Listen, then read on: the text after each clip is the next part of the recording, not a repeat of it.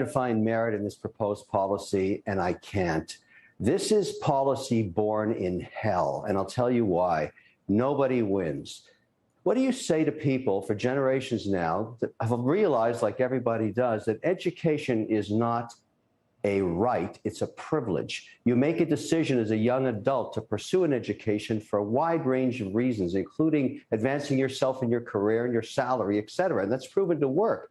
But you take on responsibilities, including student debt.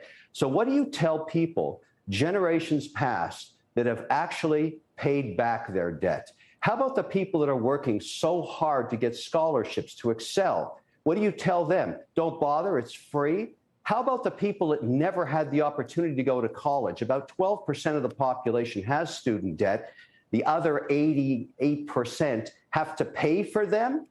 And then think about the politics of this. And this is what I find so extraordinary. Average salary in America, $58,000, depending on regions.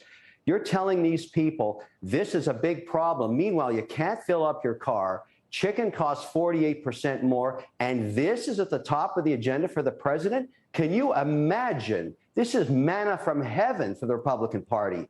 In all these tight races coming into the midterms, this is going to be the issue that they get to campaign on. Why would you do this? This is a really, really bad idea and brings into question, and I'll ask my good friend John that maybe he can help us. Who is advising Biden? Who are his closest advisors? What planet are they on? It's not the planet Earth. John, your take? Well, Kevin, good morning.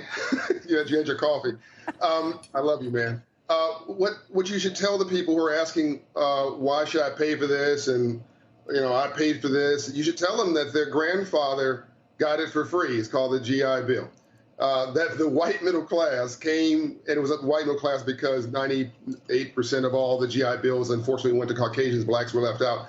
But that money, which about equates, by the way, if you adjust for population, it's about I'd argue the money. It wasn't for free if it was for service for your country during the war.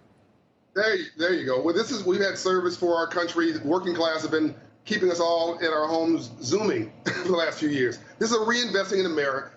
You know, TARP wasn't just about managing a balance sheet, Kevin. It was about managing the psyche of this country. It was about managing Wall Street's expectation that the bottom wasn't falling out.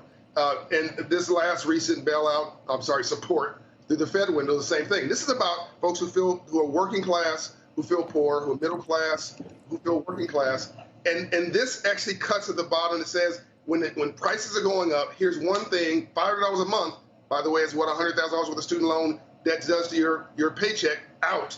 This is something that actually the government can say, we're investing in you to boost your educational level, which will boost GDP. I'm actually sound like a capitalist.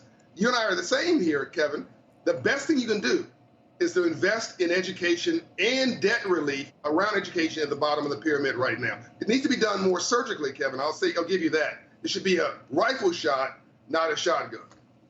Meaning that only people at much lower income levels should be getting this, or meaning that much bigger numbers should go to people at the much lower income levels?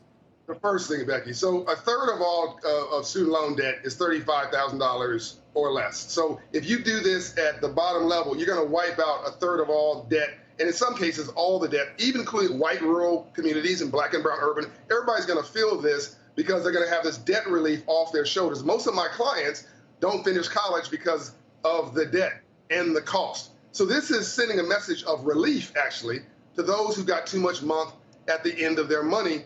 And so I think it needs to be compressed at the bottom of the pyramid, and by the way, the biggest folks building businesses right now, Becky, black folks. 38% pop in black-owned businesses in the last 2 years. They've left jobs that are dead end and go start a business. This frees people up more for that. This allows people, working class folks, to say, maybe I'll buy a home now for that $100,000. What's the down payment? 10 grand, Kevin. $10,000 is the down payment for the average. John, I can't get there. We just printed $4.5 trillion over the last 2.5 years. We have helped everybody. This has nothing to do with gender or race.